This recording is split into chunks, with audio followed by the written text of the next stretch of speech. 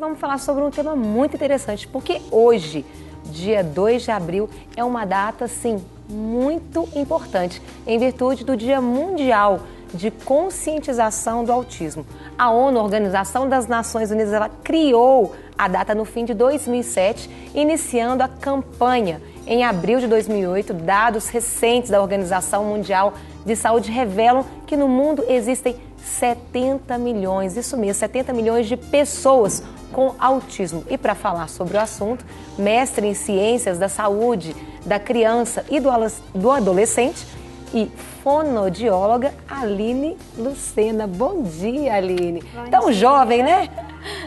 Mas já venho aí estudando, sim, muito sobre o autismo, porque ainda existem muitas incógnitas com relação, né, a essa síndrome, e que por estar sendo cada vez mais estudado, está cada vez mais frequente na população. E é muita gente, né? Eu estava olhando ali, muitos milhões de pessoas que têm, a gente poderia dizer que seria uma doença, seria um distúrbio? Sim, o autismo ela é uma síndrome e também existem o que a gente chama de espectro autista, que é algumas características que podem estar presentes em outras patologias, em outras síndromes. Posso nomear a síndrome de Asperger ou até associada a alguma outra síndrome mais comum, a síndrome de Down, certo? O autismo, então, não seria uma doença, a gente pode chamar de doença, ou é uma disfunção cerebral?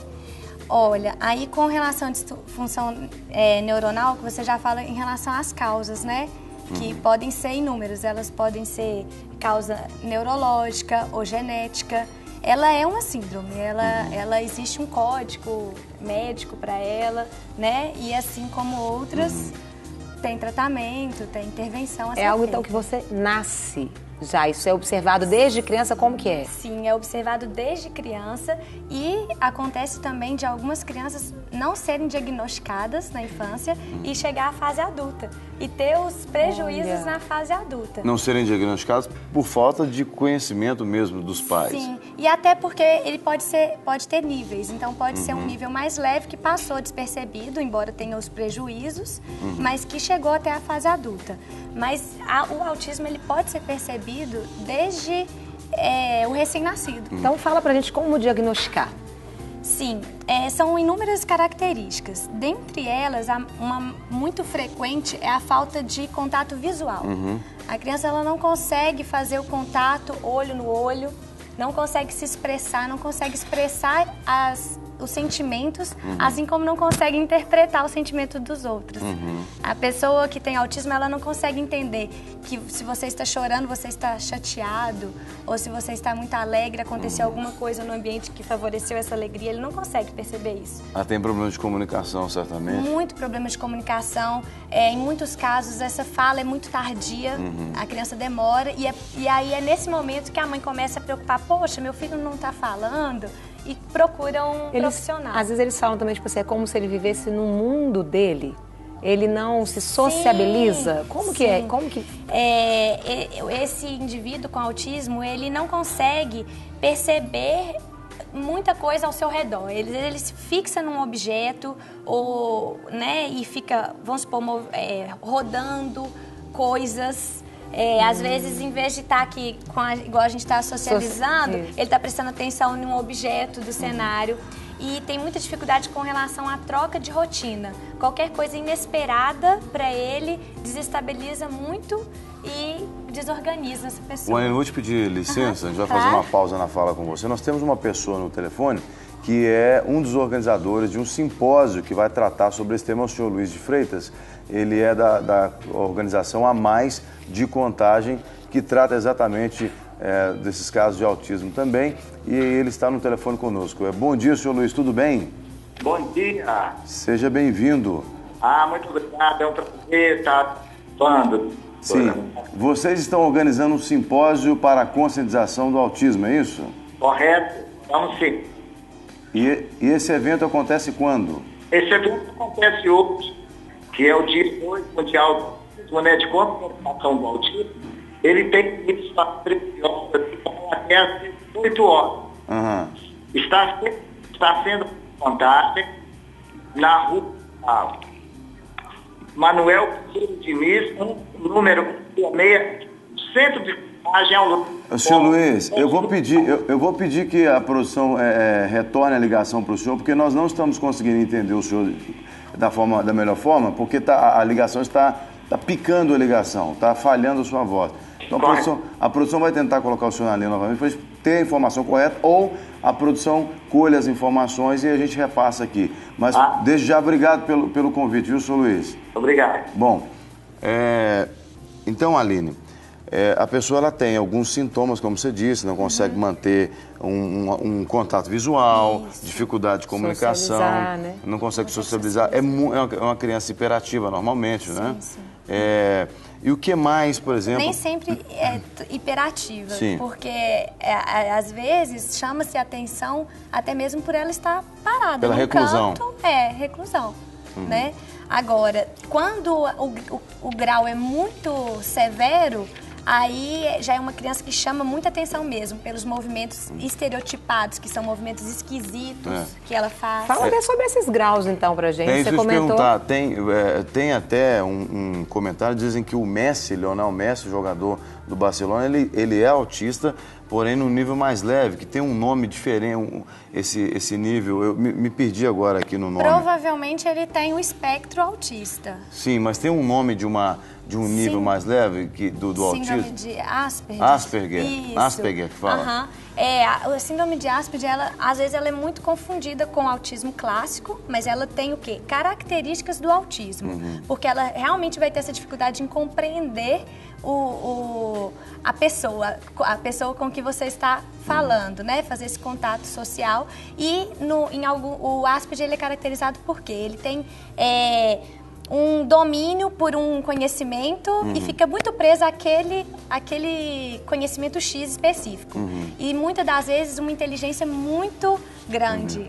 A inteligência grande que faz com que tapeie os prejuízos que são característicos do autismo. Sim, nós estamos de novo com o senhor Luiz na linha. Vamos tentar conseguir falar com ele novamente sobre esse simpósio. Senhor Luiz, mais uma vez, obrigado por estar participando com a gente. Agora vamos tentar entender onde e quando acontece esse simpósio sobre a conscientização do autismo. Bom, esse simpósio está acontecendo agora aqui na rua Manuel Diniz, número 166, próximo ao está no ponto de Contagem, de fácil acesso. Tem um telefone de contato, senhor Luiz, que a gente possa passar, porque a gente continua tendo o mesmo problema aqui, produção, com a ligação. Tem um telefone, vamos tentar entender o telefone que as pessoas vão ligar e vão se informar. O telefone é esse mesmo, é o 965 4071. Eu não entendi, produção. Não entendi. 9165... 9665 4071. 9665 4071. Exato. 9665-4071 é um simpósio sobre conscientização sobre o autismo, que acontece hoje às 18 horas, é isso? Não, às 13 horas. 13 horas em Contagem. E terminará às 8 horas. Tá, o evento vai de 13 às 18 em Contagem. O pessoal pode ligar nesse telefone 9665-4071, não é isso? Exatamente. E próximo ao Fórum de Contagem. E ali serão tratados os assuntos voltados para a questão da conscientização. Correto. Obrigado mais uma vez, viu, por esse convite. E nós abençoamos esse evento aí em nome de Jesus para que traga realmente informação. Eu gostaria de ressaltar que nós estamos recebendo hoje uma professora do Estado de São Paulo, chamada Rita Brito, que ela vai ser leitora de uma palestra voltada só para o autismo. Eu entendi que uma palestrante de São Paulo virá para tratar sobre a questão do autismo. Ok, o recado foi dado, produção, obrigado, e a gente volta aqui. A questão do que a Carol perguntou, né? Dos níveis, né? Níveis. São quantos níveis? O que cada nível demonstra de sintoma? Sim, os níveis, eles são variados, assim, a classificação de acordo com algum autor de pesquisa, mas eles podem ser leve, moderado, de um grau severo, e eles vão causar diferentes prejuízos, certo? De acordo com o nível. todos eles são possíveis de tratamento. Não tem cura ao autismo? A cura ela é difícil, mas você consegue trabalhar com essa pessoa para que ela consiga viver em sociedade e consiga manter uma qualidade de vida, tanto para ela quanto para os familiares ou pessoas que estão convivendo com o autista. E né? como que é o tratamento? Fala pra gente. O tratamento, ele é, a maioria das vezes, multidisciplinar. Em alguns momentos é necessária intervenção medicamentosa para que, né, se tenha maior sucesso. Sim. E vai depender muito do contexto daquele paciente. Então, quando eu estou com um paciente que tem autismo, eu realmente entro para o mundo dele para saber como que eu vou fazer para resgatar ele para o nosso. Aliás, essa é a chave para se tratar com o autista, né? Você tem que entrar no mundo do autista, porque ele não consegue entender o nosso mundo. Para ele sair daquele mundo é muito mais difícil, né? Então, você tem que entrar, você tem que perceber por que é interessante ficar ali focado naquele objeto, ou por que ele tenta se comunicar por um som específico, para que você traga ele para outros ganhos. Agora, por que você, enquanto fonoaudióloga, os fonoaudiólogos, né, eles tratam do autismo? Eu vejo muito fonoaudiólogo falando sobre o autismo. Por que tem essa especialidade nessa área? Porque um prejuízo grande é com relação à área da linguagem, com relação à fala. Né? O ato social, ele está muito correlacionado com o falar, com o diálogo. Comunicação. Né? Com a comunicação. Então, e muitas das vezes a porta de entrada para esse universo de tratamento é pelo fonoaudiólogo, porque essa queixa é muito rápido da mãe perceber. Meu filho não está falando, da minha amiga tá. Na escolinha, meu filho não está se comunicando. Então, geralmente, a mãe procura o profissional fonoaudiólogo. E como que é feito esse estímulo? Como que vocês fazem, né, para estimular, né, o autista até a começar a falar? Como que é feito isso? Existem inúmeros trabalhos, existem muitos recursos. Hoje em dia a gente aproveita muito até mesmo da tecnologia, do uso de iPads, do uso de aplicativos, porque eles têm uma atração por esse tipo de objeto e de recurso. Então a gente utiliza o quê? O que se tem, o que é de interesse deles, para poder resgatar o que a gente precisa, que seria a fala, que seria essa troca de olhar, essa troca de turno, a percepção de expressões. Isso tudo a gente trabalha nesse momento. Contato físico também é forte para eles ou não? Muito. Às vezes eles têm... Existem aqueles que têm muita sensibilidade e que às vezes tem efeito muito na parte oral. Às vezes não consegue nem mesmo se alimentar de muitas coisas nutritivas porque tem uma sensibilidade muito grande com texturas. Então o fonoaudiólogo também vai atuar nestas questões, né? E é isso, é treinar o autista para conviver no mundo social. Para dar uma qualidade de vida melhor. E no caso, por exemplo, de um adulto, ele não entende que se a pessoa chegar na casa dele, ele tem que falar: oi, tudo bem, pode entrar, servir, você deseja um copo de água? Então você vai treinar ele para essas modos, né? E tem um filme são vários filmes, são aproximadamente 20 filmes que foram feitos com o tema autismo, né? Tem um muito famoso que foi feito com o Tom Cruise e com o Dustin Hoffman, que é o Rain Man, acho que de 88, alguma coisa assim, que mostra exatamente, de forma brilhante, como é a vida de um autista. Se você tiver a oportunidade de assistir esse filme, né, vai te ajudar bastante a entender sobre o autismo. Agora, os pais que quiserem assim, buscar, tirar dúvidas, né, se o filho tem, ele deve procurar qual primeiro profissional?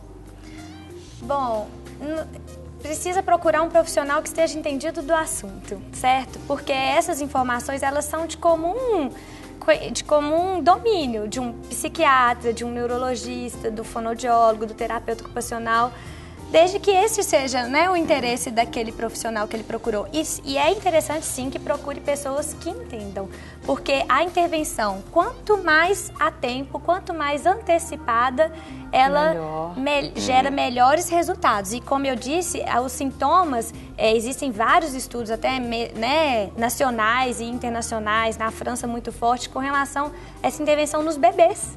De que a maioria dos casos se fecha diagnóstico a partir de 3 anos. Só que os sintomas, eles são anteriores a isso, certo? Então é possível de se causar intervenção e fazer com que a criança não finalize o diagnóstico de autismo. Entendi. É possível.